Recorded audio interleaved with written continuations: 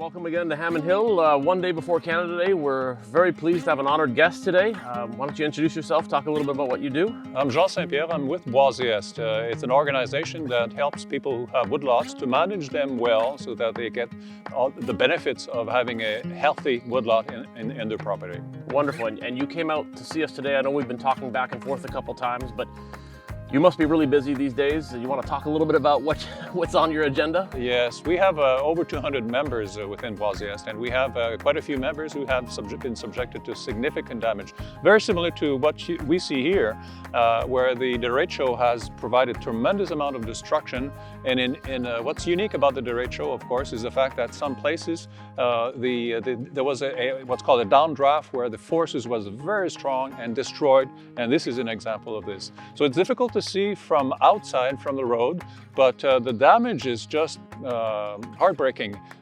It's very difficult to work, and it's actually very dangerous, as you know, to work in these conditions. So we're providing services and advice to our members who are into this kind of situation, what they should consider doing and what they should be handing out to professionals, right. Arborists, people who are very knowledgeable, because it can be very, very dangerous working in trees like this that are hanging on each other.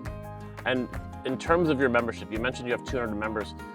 How many, do you have an approximate number of how many were impacted? And I know you showed me some slides, but how many do you think have been impacted by this storm? I would estimate in the neighborhood of 50. The path of the storm was such that only a certain percentage of people who live under that path, unfortunately, were affected by the storm. But some of them had beautiful forest, 100 years old forest with mature trees, and they were significantly damaged. So we want to help them out as much as possible through advice and hopefully through programs as well. We're working with different groups to see how we can ask for help to support people who have forests that are tremendously difficult to work in. Right, and so you're basically talking about 25% of your membership that has suffered, and is it just some damage? Is it that 25% is significant damage? Or some of the members have red pine plantations, and we saw photographs and we saw some of the damage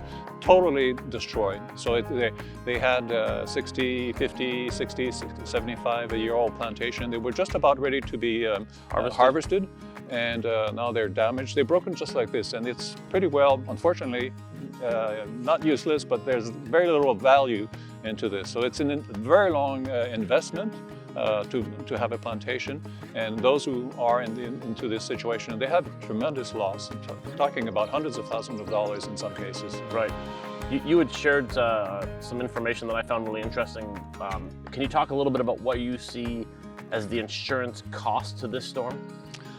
The insurance companies typically will not, in fact, they do not insure forest. So it is really a loss. The Insurance Bureau of Canada has estimated so far the damage of the derecho of May 21st to be about $875 million. But again, this is insurable loss. Right. If we include the damage to the forest, which in itself has a tremendous value in terms of services that it provides.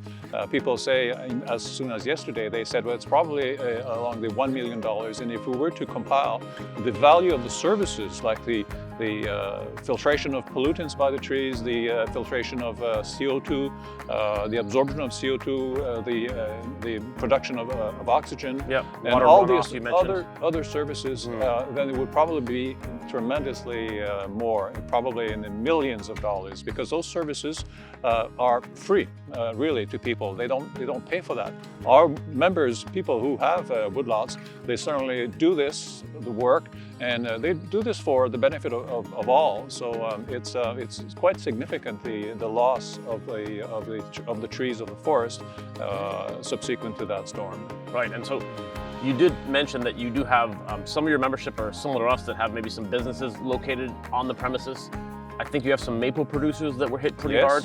Yes, we're working, we try to work collectively with all the people who are involved in forest work, whether it's a woodlot, whether it's a sugar maple. We have a number of members who are producers of maple syrup, and it's very difficult for them because often they have pipelines, and of course that makes it more difficult for them to recover.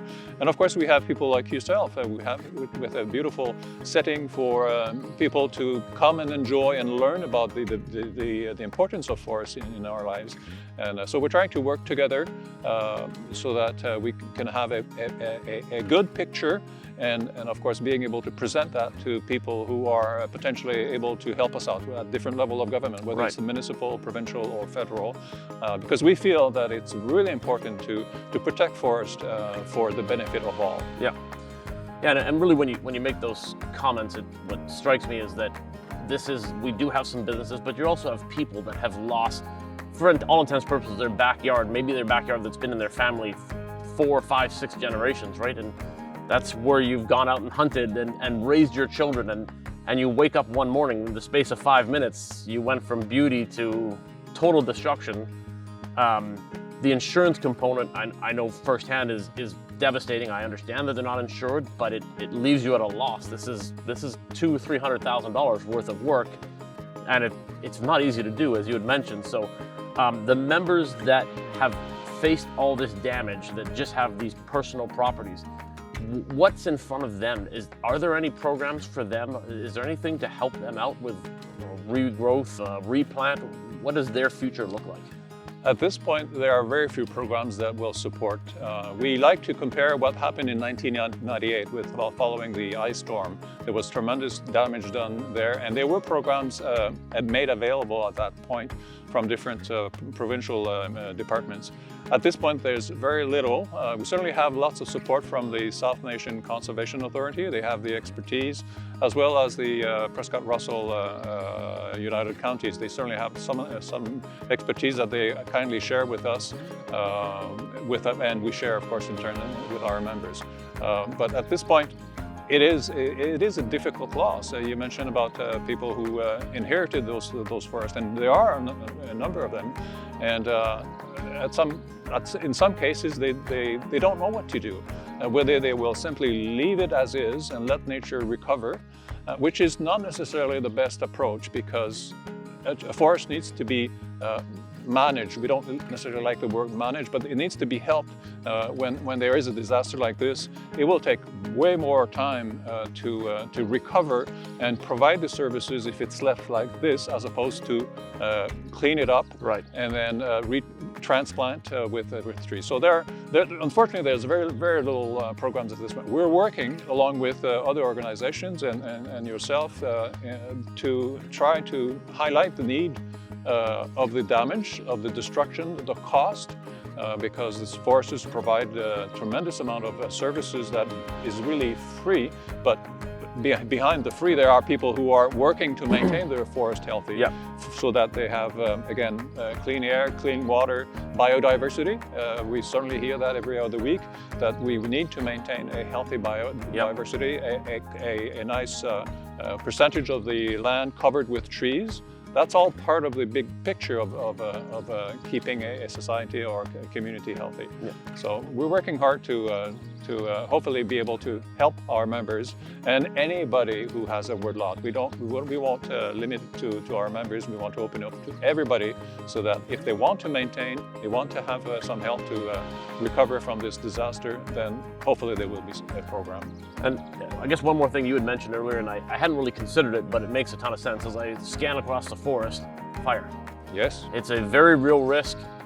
We have lots of timber that at the moment is wet because we've had a lot of rain. It has not been very hot yet, but summer is approaching, and we basically have created a situation of tinder lots, right? Like these are dangerous. These are dangerous spots if we don't do something with them. Exactly. We have raised this to different municipal groups to see. So what are the things that you can recommend? Of course, they did relay that people should remove especially the conifers trees that were damaged. But in a big forest like yours, it's a tremendous amount of work, and perhaps there is a better way to help those people, so that we don't end up with a big forest fire, which will be even more damaging to the environment, as well as, of course, people, and other buildings because the forest will not not stopping stop here. at a building or a house. So that could be a significant risk. And we know that there are more and more hot days. People are measuring the number of days that are over 30 degrees C, and then I think the last record was something like 9 days, and if you graph it it's really increasing. Climate change is no longer climate change, it's a climate crisis and adaptation, and we need to be aware of the risks that are associated with that. Amazing. Is there anything else you want to share with us? Is there any other, we've gone through a whole gambit of things here, but this is a beautiful setting. It's unfortunately it's been on the path of the destructive storm, and I think the work that you're doing to recover from it is superb. But it requires tremendous amount of work and money to recover it. Hopefully, working together, we'll be able to provide with some assistance to make it happen again, to make it safe and enjoyable for all your clients. And how do people reach you? Or can people join? What's the minimum requirement to join the organization? There's no minimum requirement. The great majority have woodlot, and that's why they join Boisés Est. Yep. It's a woodlot association, and they want to learn about, and we offer 10 workshops on a yearly basis to help them manage learn about, see the benefits and so on. They don't need to have a woodlot, but most of them have. They'll simply go to the website of Boisés Est, and they will see links to find out how to find out about it. If it's just to find out about the programs that we're working on, go through that link, and then we'll be happy to connect with them and work with them to see what program can be developed. So everybody who has a damaged woodlot, whether it's a sugar bush, recreational facility like yours, or a simple small lot, is welcome to contact us. Amazing. Well, thank you very much for coming today. My pleasure. We'll be seeing you again, I'm sure. I'm sure. Thank you. Thank you.